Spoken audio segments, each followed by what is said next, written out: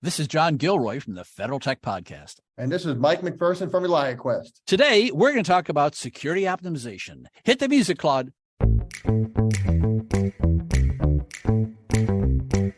Welcome to the Federal Tech Podcast, where industry leaders share insights on innovation with a focus on reducing cost and improving security for federal technology. If you like the Federal Tech Podcast, please support us by giving us a rating and review on Apple Podcast.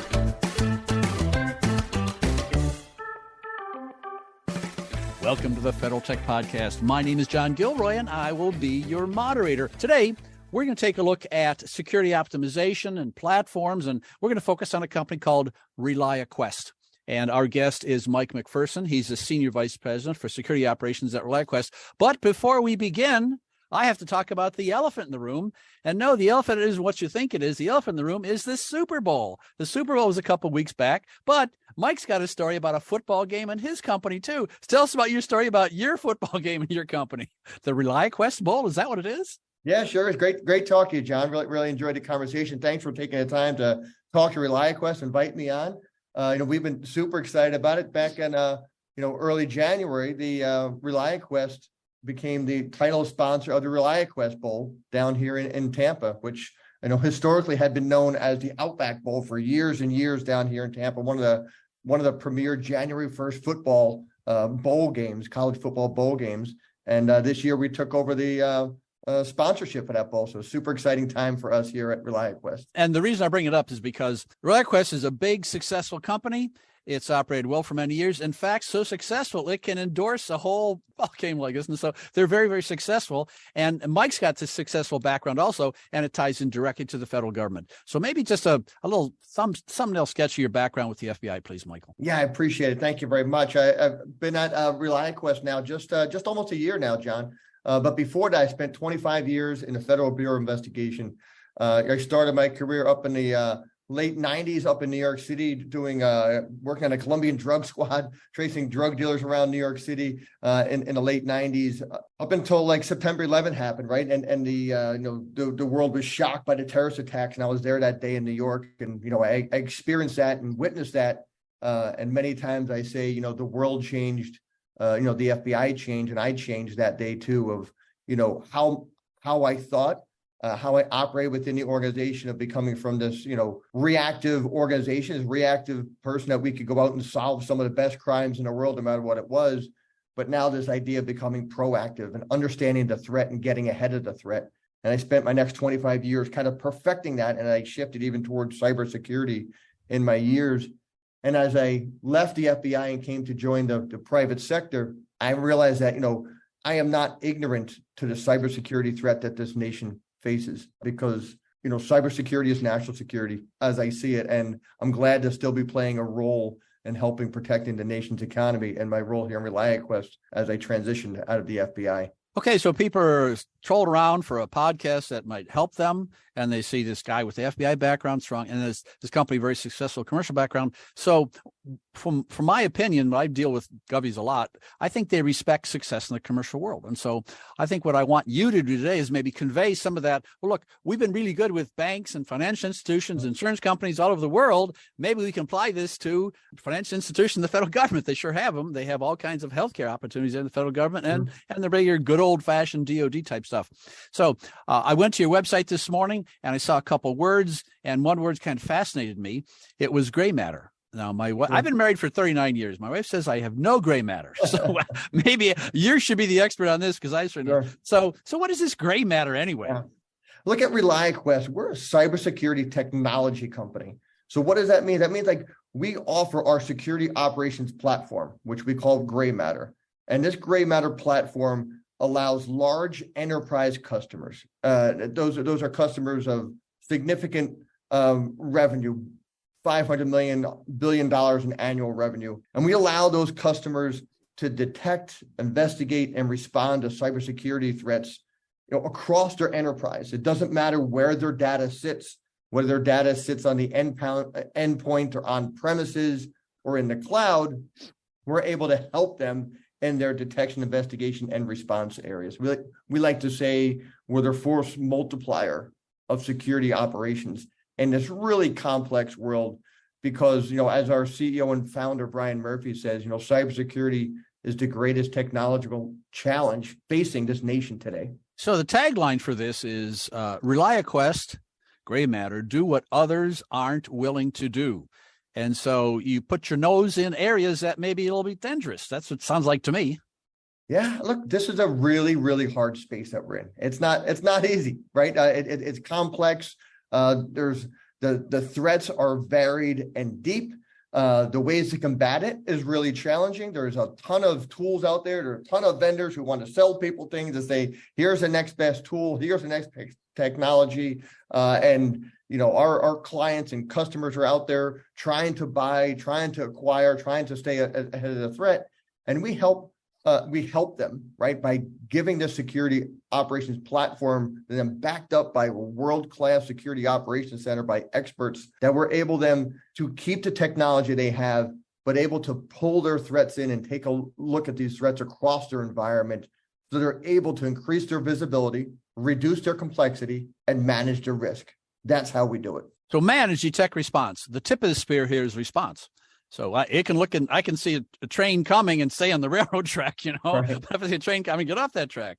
And so by response, what do you mean? You coordinate with other systems, or is there actual activities that your company can do to prevent intrusions? Sure. Like once a threat is detected, and then we'll help them investigate to see how bad the threat is, and then the response is everything from an automated response through the platform that can take an automation that can isolate a host, that can take a technology offline, remove it from the network if it's infected, or semi-automated, where we'll provide the recommendation to the customer and say, here's what we recommend that you do. We think you should do this. So we work in joint with the customer, and that's where we say we're a force multiplier for them. We don't go in to remove them from the effort. We'll never know their environment as much as they do, but we can certainly work with them and help them increase the visibility of what's happening on their network. I went to your website this morning, Reliaquest, RELIAQUEST.com, and I saw a blog. It had a great title. The blog title was something like Top Ransomware Threats to Watch Out For in 2023, and a 13% increase in ransomware and equal opportunity attacker. I mean, hospitals, federal agencies, John Gilroy Donut Shop. I mean, equal opportunity. And so there has to be dealt with rather than some small point solutions like antivirus. I mean, there's got to be a better response than these point solutions, shouldn't there? Yeah, look, the threat of ransomware is not going away. I mean, you every day you open up the newspaper, turn on the news, and you'll see another organization getting hit. And no one is safe. Depending who the threat actor is, more often than not, they're trolling the environment, looking for the weakest link. And they're going to go out there and say, who's not protected? Who can they take advantage of? That's who ransomware, these criminal organizations. And if your defenses are strong and if you're capable, perhaps they're just going to move on to the next person who's not, next organization who's not as equipped to deal with them. I've done hundreds and hundreds of interviews, and one of my most memorable interviews is with a guy named Brigadier General Greg Tuhill. He's retired. And he can do anything. He can probably fix a transmission in a car and train a horse and then fly a jet. So he's a great guy. He's running the folks up at CERT in Pittsburgh. And when I had him on the air, he had this really great quote. And I wrote it down. I kept it. It's a really good quote. He said, "Complexity is the bane of IT security." That kind of compresses it. I mean, it's what you guys do from reading your blogs and your posts. No, here's what we do. Got all this junk here, this junk there, right here. Take a look here. Here's the on-off switch. So it reduces the complexity, doesn't it? Well, I mean, that's exactly what our platform offers, right? It's those three things. It's that increasing that visibility, reducing complexity, and all in the hopes to help manage a risk. So when this chief information security officer, when he's raising his hand, to the board of directors and his CEO saying, I'm going to protect your network. I'm going to stand up and use all the resources I can. He needs help to do that. He's having, a variety of tools that likely don't even talk to each other, feeding towards him. And his team, who is probably limited in resources, he has to go back and try to justify every dollar he has to spend, are pivoting from tool to tool, trying to correlate alerts, trying to correlate metadata on what the environment looks like. And we believe we have that solution with gray matter to give him that one pane of glass, that one place that he can look to pull those alerts in, enrich it, enhance it with data, add more data to it because he has more visibility, and then help resolve it, help in that response portion of it as well. You use the word visibility. Let's unpack that word a little bit here. Many times people look at networks and say, well, what visibility is finding where everything is on the network. And that's a challenge with shadow IT and everything else.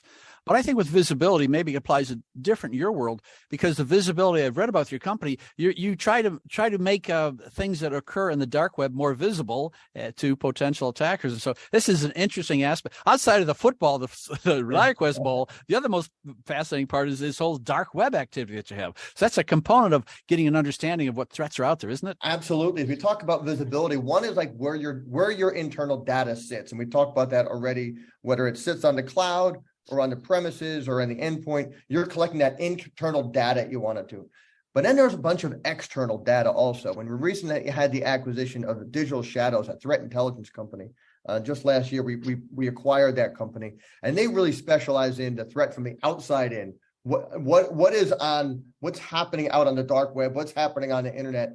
They can collect that, understand the TTPs, the tactics, techniques, and procedures of the adversary, whether they're nation state actors, whether criminal organizations, and how to take that data from the outside, combine it with what we see from the inside of within the customer's network, and blend those together so that a customer can understand, what the threat looks like. Because you really can't protect against the threat unless you understand what you're fighting against. And I think one of the biggest battles is fighting against complexity. And I think we've got that answered with kind of a platform that you can use. This is Malcolm Davis from WWT. Listen to episode 50 of the Federal Tech Podcast to hear how IT service management can reduce cost for federal projects. 10 years ago, I did an interview on risk management. I thought it was all to do with software. No, it's financial risk management. I think they've appropriated that term into your world of risk management. So how can a system like Reliaquest assist someone in an agency, a federal agency, kind of manage their risks? At the end of the day, a lot of risk management, it comes down to, deliberate decisions based on the resources you have, right? So you have to have the visibility into your network. You have to understand the threat that you're having, and then you have to make choices, investment decisions on how to combat that threat. And that CISO, that information security officer, has to go to the board of directors and make a business case for investment that he wants to make to help protect that network for the promise he had. And we can help them understand, get the best out of their tools that they already have on their network to increase that visibility, increase that the dollar cost value of their investment. Are they getting enough about it? And then how does that map against the threat? How does that map against the MITRE coverage, the standard of threats coming in? How are you covered against those different threat vectors? And do you need to apply more investment in certain areas? An investment could be in people, it could be in technology, it could be in various different ways. But the whole point of it is making deliberate, informed decisions. Yeah, I think that's the whole part of the discussion where it takes action and something has to be performed. Yeah. I deal with a lot of software developers. And a trending phrase is continuous development, where they're, an agile process of continuous development. And this word continuous is applied to continuous integration, but I think it's applied to continuous visibility in networks, isn't it? So I walk into your shop and I go, hey, clean bill lady, clean bill of health, you're fine. Well, so what? And then it's 12:01 and something happens out of nowhere. So I think what's interesting about your product is that it offers this. We're not done yet. We're still in the middle of doing, and you got to be prepared every day. This continuous application. I think this is a theme I've seen through software and through cybersecurity. So you offer continuous visibility, continuous automation, and then measuring it to see how you did the month before or year before, huh? Absolutely. I mean, the cybersecurity is a continuous journey, right? Because the threat landscape changes. The tool to combat it changes, and you constantly, and the threat is different every day. Our adversary is getting smaller, but and better and faster. Time is the enemy in cybersecurity. So there's no perfect, but there's always a better, and that's what we say. There's always a better than what we're doing it today, and we have to keep striving for that because we're a firm believer. What we say is cybersecurity is a team sport. You have to work with partners. We have to work with our customers to do it. there is no one entity to do that. I mean, I learned that from my early days in the FBI, and we're trying to fight terrorism and the big bad FBI. Well, you know what? We had to be humble about it and say we needed help. We needed help from local law enforcement. We needed help from the intelligence community. We had to reach out to the private sector and start sharing information, doing that. And I see that in the private sector side too.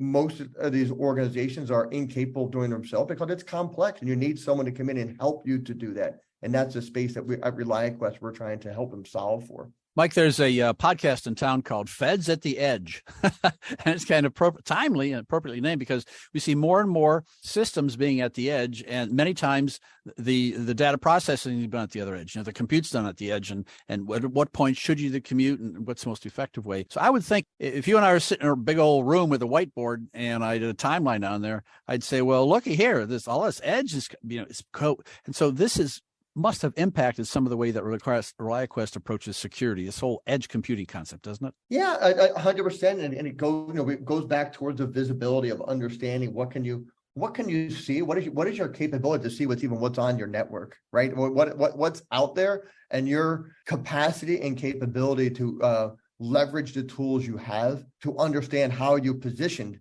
against a threat. Mike, if you go to Gartner or Forrester, you always see these charts and they make up these categories. I don't know how they do it. They probably do it with maybe on a whiteboard, bunch of people and some beer or something. And so many times the acronyms associated with your organization is MDR and XDR. So I want to use a different acronym. I want to use MFA. So my daughter has a master's degree in finance, and she has a friend who has an MFA. And I said, I know what that is. And they said, Master of Fine Arts. I said, no, I got the wrong MFA.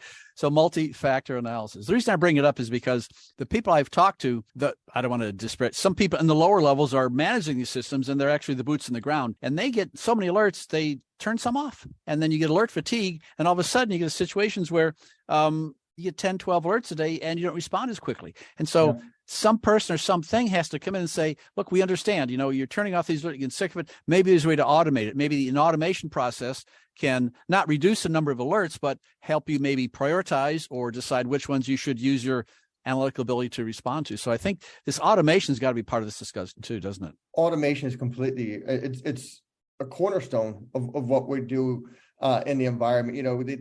We don't believe that an analyst, whether it be in our customers or in our own security operations center, should be working some of these tier 1 alerts.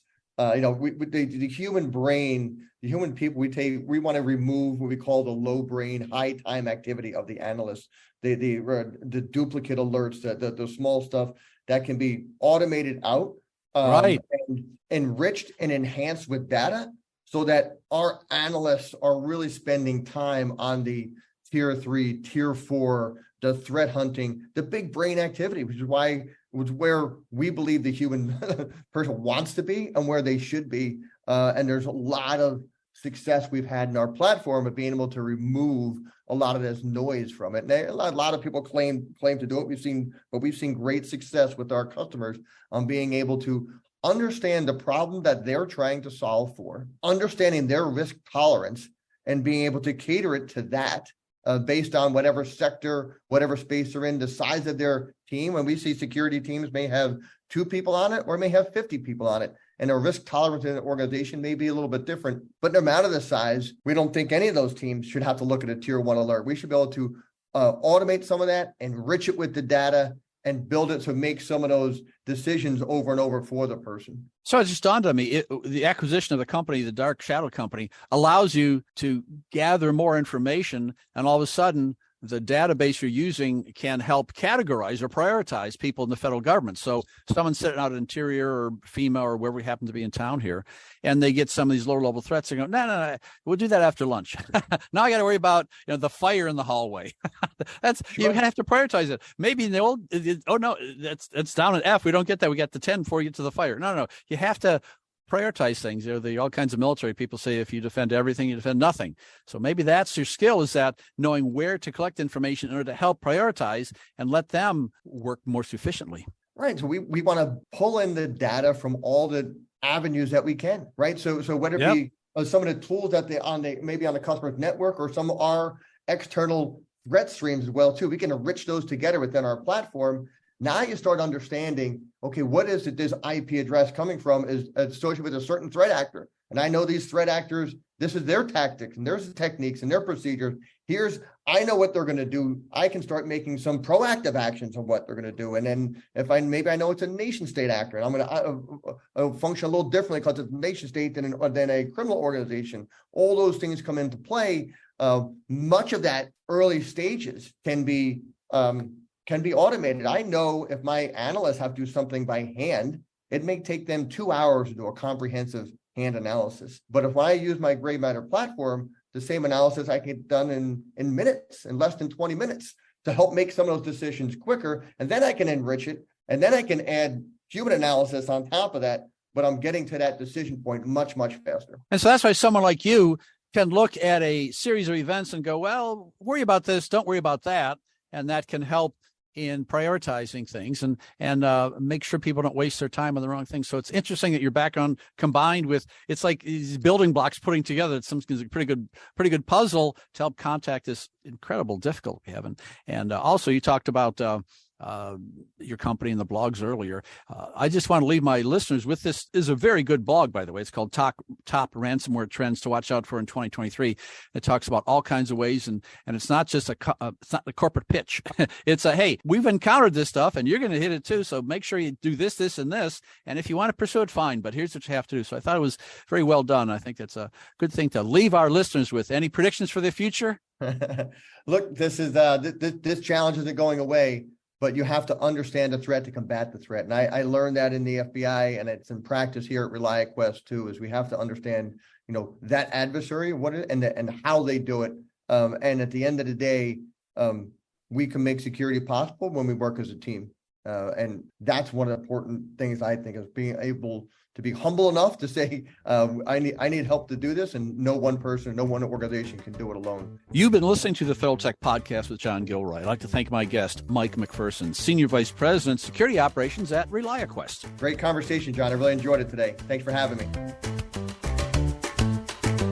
Thanks for listening to the Federal Tech Podcast. If you like the Federal Tech Podcast, please support us by giving us a rating and review on Apple Podcasts.